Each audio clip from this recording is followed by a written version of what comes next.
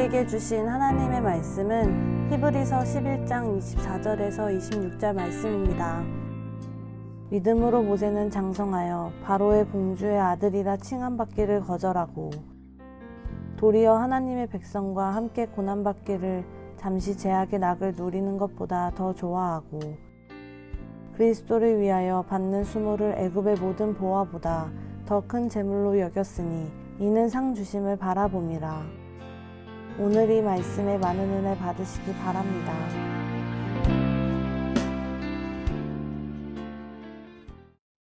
믿음은 무엇인가? 또 믿음으로 산다는 것은 어떤 의미가 있는가? 인간에게 왜 믿음이 필요한가? 또 믿음이 늘 필요한 거 아니죠. 여러분들이 스스로 행동할 수 있고 스스로 선택할 수 있고 또 스스로 여러분들이 아무의 도움도 없이 뭘 할 수 있다면 그때는 여러분이 믿음이 작동하지 않습니다. 내 마음대로 하고 내가 갖고 있는 소유로 하고 내 능력으로 합니다. 제 스스로에게 계속 물어봤습니다. 믿음이 뭔가? 이 믿음이 무엇인가를 고민하는 게 저는 좋은 믿음이라고 생각합니다. 고민이 없다면 그는 신앙인은 아니죠. 우리가 신앙을 가지고 그리스도인으로 산다면 믿음이 무엇인가 자꾸 질문하게 되고 나는 믿음의 사람인가 스스로 질문하게 되고 지금 왜 내게 믿음이 필요한가를 묻게 될 것입니다. 믿음은 자기의 뜻을 거절하고 자기의 뜻을 부인하고 하나님의 뜻을 택하는 것이다. 제가 그렇게 나누었습니다. 제일 어려운 일입니다. 오늘 모세 부모의 믿음을 나누었습니다. 23절에 이렇게 되어 있죠. 모세가 태어났습니다. 모세가 자기 아이를 봤는데 너무 소중한 아이였습니다. 여기서 아름다움이란 외모의 소중함이 아니고 그 생명이 지닌 가치의 소중함입니다. 부모는 아이의 외모를 사실은 판단하지 못합니다. 그러나 모든 부모는 자기 아이가 아름다워서 객관적인 외모 때문에 사랑하는 게 아닙니다. 그냥 사랑스러운 것입니다. 하나님이 우리를 보실 때 그러합니다. 여러분 모두가 하나님 보시기에는 해산의 고통을 안고 태어난 귀한 생명들이기 때문에 모두 사랑스럽습니다. 그래서 모세의 부모에게 있어서 믿음은 어떤 것인가 하면 이 아이를 살리면 이 아이도 죽고 사실은 나도 죽을 수 있는 위험이 있지만 그 위험을 이겨내고 혹은 견디어내고 이 아이를 살리는 것이었습니다. 그러기 위해서는 왕의 명령을 거절해야 했습니다. 신앙은 거절할 때 작동합니다. 신앙은 거절할 때 성장합니다. 신앙은 거절할 용기가 없을 때 필요합니다. 우리 모두에게 그래서 믿음이 필요한 것입니다. 믿음은 거절할 수 있는 것을 거절할 상황에서 작동하지 않습니다. 내 능력으로 내 판단으로 그리스도 이거 다 하면 안 되지. 낮은 단계의 유혹이 있습니다. 이때 여러분 스스로의 결단으로 하실 수 있습니다. 도무지 거절할 수 없는 유혹이 있습니다. 믿음은 사실은 그런 때 작동하는 거고 그때 작동하는 믿음을 통해서 내가 결정하는 걸 보고 내 수준을 내가 알게 되는 것입니다. 여러분들에게 믿음이 여러분의 삶의 수준을 결정하는 아주 중요한 그러한 기준점이 될 수 있기를 원합니다. 출애굽기 1장과 2장, 1장을 주로 봤는데요. 모세의 부모의 믿음의 유산은 지혜로운 방법을 통해서 모세에게 전해집니다. 모세의 부모는 믿음으로 두려움을 이겨내고 왕이 협박, 사내 아이를 살려두면 아들을 낳는데 아들을 살려두면 다 죽인다. 협박을 이겨내고 지혜로운 방법을 통해 모세를 살려냅니다.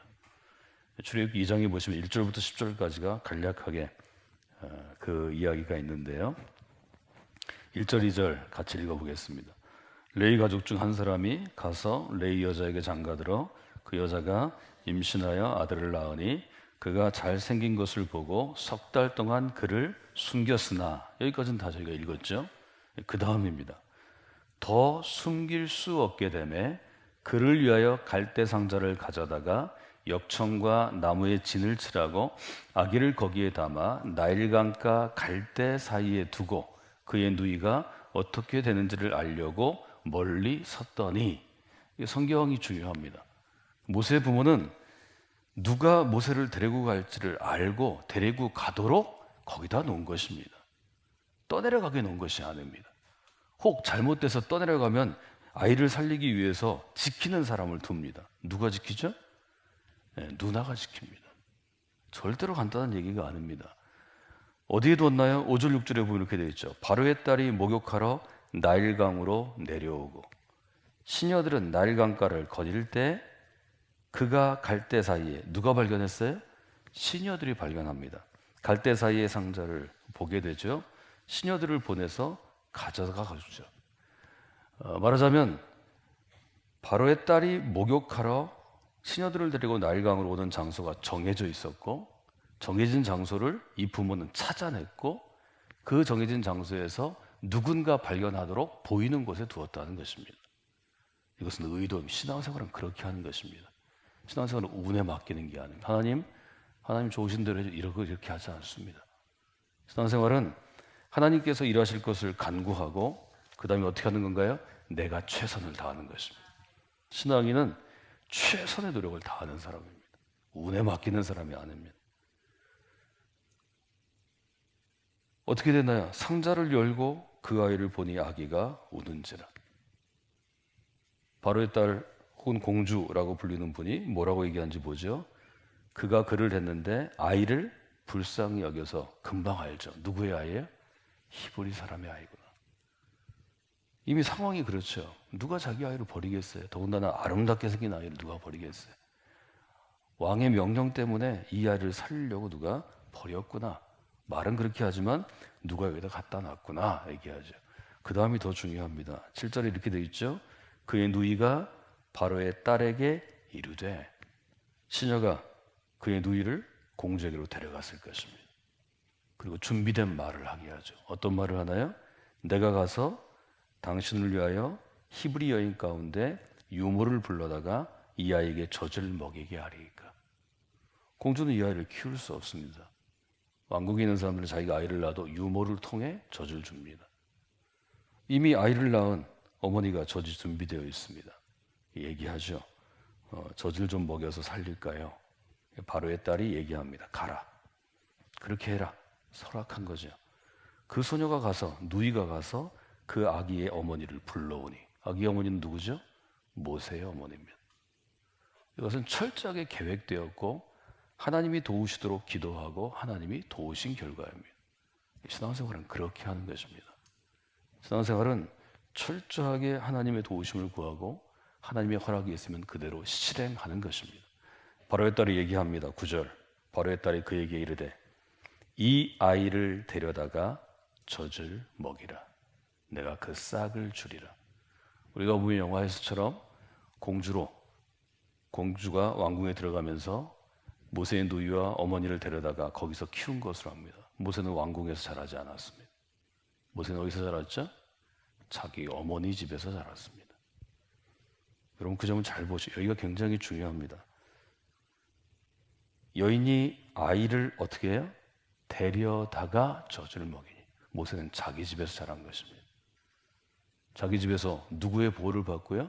공주의 보호를 받고. 그래서 모세는 공주의 아들로 인정되고 히브리 가정에서 자라납니다. 그래서 모세의 어머니와 모세의 누이의 아버지가 그를 위해 매일 축복하며 기도할 수 있었습니다. 귓가에 대고 속삭일 수 있었습니다. 너는 히브리 사람이다. 하나님이 너를 살려주었다. 그 이름을 모세라고 했습니다. 너는 히브리 사람을 물에서 건져낼 사람이다. 구원자다. 모세의 자기 정체성은 그렇게 형성된 것입니다. 왕궁에서 자라는데 어느 날 은혜를 받고 혹은 하나님의 은혜를 받고 모세가 구원자가 된 게 아닙니다. 태어나면서부터 부모가 모세의 인생의 의미를 설정하고 모세의 인생의 의미를 전해 주었습니다. 여러분 그리스도의 인생에는 우연이 없습니다. 그리스도의 인생은 하나님의 철저한 뜻과 계획과 인도하심과 역사에 의해서 세워지는 것입니다. 여러분의 인생이 그러해야 합니다. 일정 정도 자라자 젖을 떼고 이 아이가 바로의 딸이 왕궁에서 키울 수 있을 때가 되었을 때 그 아기가 자라매 바로의 딸에게로 데려가니 그가 그의 아들이 되었다. 이것이 여러분 모세를 향한 성경의 기록입니다.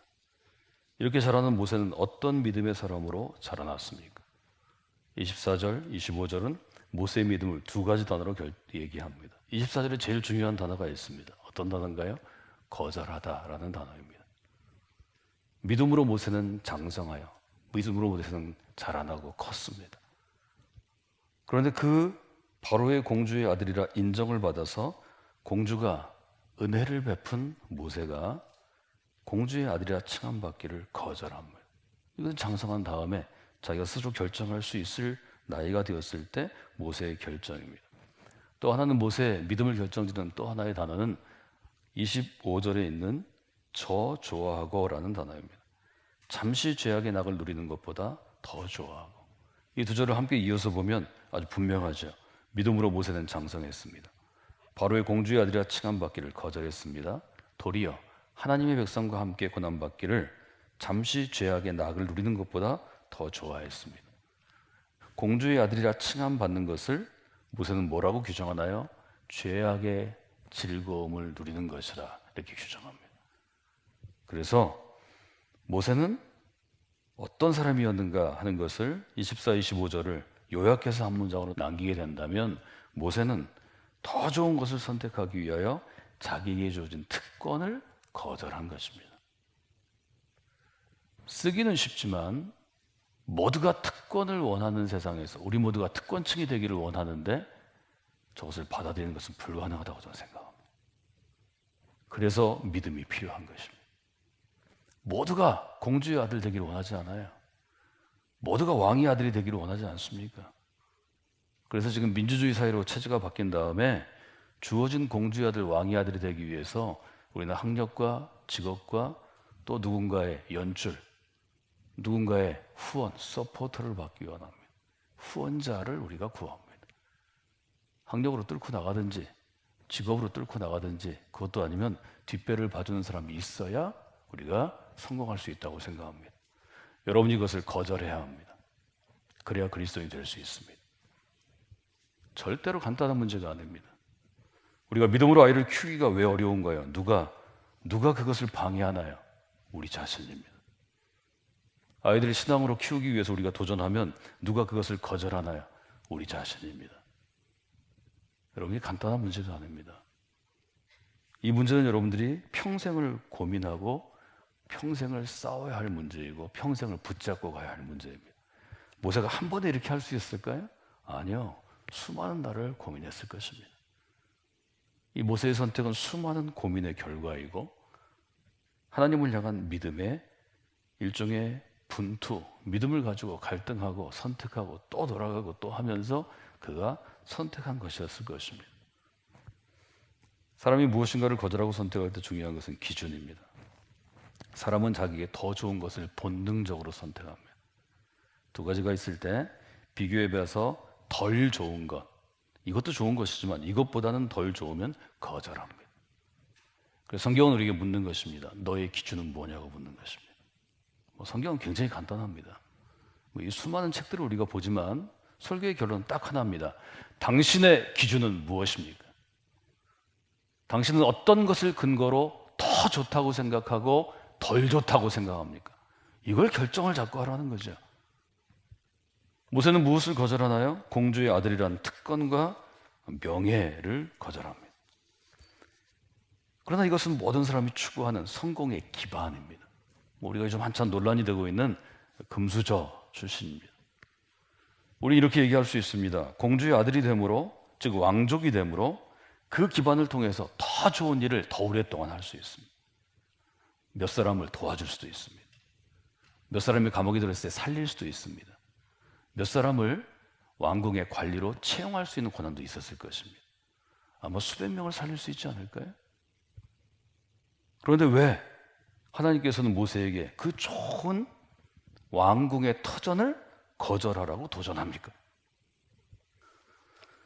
전 여러분에게 원숭이 잡는 법에 대해서 여러 번 말씀을 드렸습니다. 아이들에게도 말씀드리고 여러분에게도 말씀드렸습니다. 인도에서 내려오는 얘기라고도 하고 아프리카 얘기라고 그러는데, 제가 보기엔 근거는 희박하지만 수십 년 동안 얘기해 놓은 것인데, 일정한 근거가 있는 실험들이 있습니다. 원숭이 잡는데 굉장히 간단하다 그러죠. 이게 목이 있는 병을 옆으로 놓습니다. 이 병목은 원숭이 팔이 들어갈 수 있습니다. 그 안에 원숭이가 좋아하는 무엇을 넣습니다. 사탕도 되고 과자도 되고 딴 걸 좋아하면 딴 걸 넣습니다. 그 원숭이가 지나다니다가 그 안에 보이니까 병 안으로 손을 쑥 집어넣는다는 거죠. 자기가 좋아하는 예를 들어 사탕을 예를 들면 사탕을 움켜잡습니다. 손을 빠지는데 빠질까요? 안 빠질까요? 안 빠지죠 그 옆에 원숭이가 알려줍니다. 손을 펴. 사탕을 놔. 그리고 빼. 그래야 살아. 손을 놓나요? 안 놓나요? 원숭이가 손이 안 빠지니까 난리를 친답니다. 소리를 지르고 병을 두드리고 이러면 이 병을 놓고 맞은 덫을 놓은 사냥꾼이 원숭이가 잡힌 걸 알아요. 가만히 가서 그냥 잡아오면 된다는 거죠. 잡혀가는 순간까지 이 손을 펼까요? 안 펼까요? 안 편다는 거죠. 여러분, 간단한 얘기고 애들한테 여러분이 해주는 얘기입니다. 지혜로운 원숭이가 얘기합니다. 사탕을 놓아야 돼. 손을 펴. 사탕을 포기해. 그러나 이 원숭이는 사탕을 놓습니까? 놓지 않습니다. 손을 펴니까 움켜집니다. 사탕을 포기합니까? 더 갖고 싶어 합니다. 이게 인간의 본질이라는 거죠. 바울은 로마서를 통해서 분명하게 도전합니다. 이 세상에 의로운 사람은 없습니다. 우리 모두는 죄인입니다. 여러분 것을 받아들이면 그리스도인이 될 수 있습니다. 우리는 원숭이가 아닙니다. 우리는 하나님 보시기에 아름다운 아이입니다. 아름다운 생명입니다. 전 여러분에게 성광교회 담임 목사가 된 첫 시리즈 설교를 여러분이 기억하실지 모르겠습니다. 저는 2006년 여러분에게 시리즈의 첫 설교로 이런 제목을 걸었습니다. 사소한 것에 목숨을 걸지 마십시오. 저는 성경의 원칙이 여기에 있다고 생각합니다. 사소한 것에 목숨을 걸지 말아야 합니다. 원숭이에게 사탕은 사소한 것입니다. 다음날 얻을 수 있는 것입니다. 창문을 열어 들어가 아이의 간식통에서 가져올 수 있는 것입니다. 그러나 그는 그 사탕에 목숨을 걸어서 실제로 목숨을 잃게 되는 것입니다. 우리가 그러합니다. 사소한 것에 목숨을 걸지 않는 인생이 되기 위해서는 판단의 기준이 중요합니다.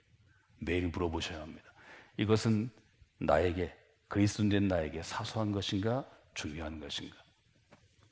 이것은 모두가 헛갈려하는 혼돈하는 문제입니다. 율법학자가 예수님에게 나와 물었습니다. 마태복음에도 있고요, 누가복음에도 있는데 오늘 저는 마가복음 본문을 가져왔습니다. 서기관 중 한 사람이 그들이 변론한 것을 읽고 예수께서 잘 대답하신 줄 알고 나와 묻습니다. 뭘 묻죠? 모든 계명 중 첫째는 무엇입니까? 예수님이 대답하십니다. 여러분 잘 아시는 거죠? 읽어볼까요? 첫째는 이것이니 이스라엘아 들으라. 주 곧 우리 하나님은 유일한 주시라. 내 마음을 다하고 목숨을 다하고 뜻을 다하고 힘을 다하여 주 너의 하나님을 사랑하라 하신 것이요. 첫째는 무엇인가요?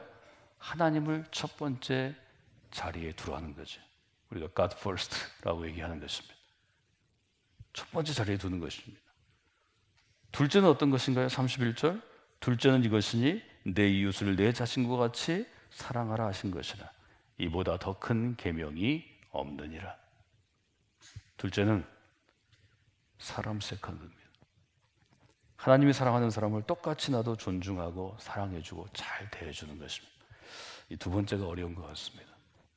우리는 교회 안에서도 구분하고 차별하고 못 살게 굴 때가 많이 있습니다. 별다른 것 없는데 미워할 때도 많습니다. 이것은 우리가 넘어서기 어려운 인간의 큰 한계인 것 같습니다. 그래도 여러분이 넘어서고 노력하시면 좋겠습니다. 그래야 교회가 교회다워지는 것입니다. 그 점을 우리들이 다시 한번 볼 수 있습니다. 오늘 저희가 장성한 모세의 믿음을 통해서 배울 수 있는 것, 그것을 세 가지로 요약한 것만, 제목만 제가 읽도록 하겠습니다. 첫 번째 제목을 좀 보여주실까요? 한번 읽을까요? 믿음은 더 좋은 것을 위하여 지금 주어진 특권을 거절하는 것입니다. 잘 기록하시고 여러분들이 신앙생활 가운데 앞으로 평생도록 잘 적용하시면 좋겠습니다. 특권은 이미 주어져 있는 것입니다. 믿음은 더 좋은 것을 위해서 그것을 거절하는 것이라고 히브리서는 도전합니다. 두 번째는 어떤 것인가요? 믿음은 하나님의 기준으로 판단해서 더 좋은 것을 선택하는 것입니다. 거절한 다음에는 더 좋은 것을 선택하기 위함입니다. 거절하는 것은 그런데 그 선택이 하나님 보시기에 더 좋은 것을 선택하는 것입니다. 이 시간을 통하여서 여러분의 인생 가운데 이런 향상이 있기를 원합니다. 이런 믿음의 업그레이드, 삶의 업그레이드가 이루어지기를 원합니다. 세 번째는 어떤 것인가요? 믿음은 그리스도께서 주시는 상을 바라보는 것입니다. 26절 제가 설명해 드리지 않았는데요. 그리스도를 위하여 받는 수모를 애굽, 이집트의 모든 보화, 모든 보물보다 더 큰 재물로 여겼으니 이는 상 주심을 바라봄이라. 여러분, 이 세상에서 우리가 많은 상을 받습니다. 여러분, 세상이 주는 상은 달콤합니다. 주님이 주는 상은 위대한 것입니다. 영광스러운 것입니다. 하나님께서 우리에게 주시는 것은 무엇일지 우리가 상상할 수 없는 것입니다. 그 영광의 면류관을 여러분이 추구하는 마지막 목표점으로 삼으시면 좋겠습니다. 하늘의 상을 받으십시오. 그리스도의 상을 받으십시오. 여러분에게 그 역사 있기를 주님의 이름으로 축원해 드립니다.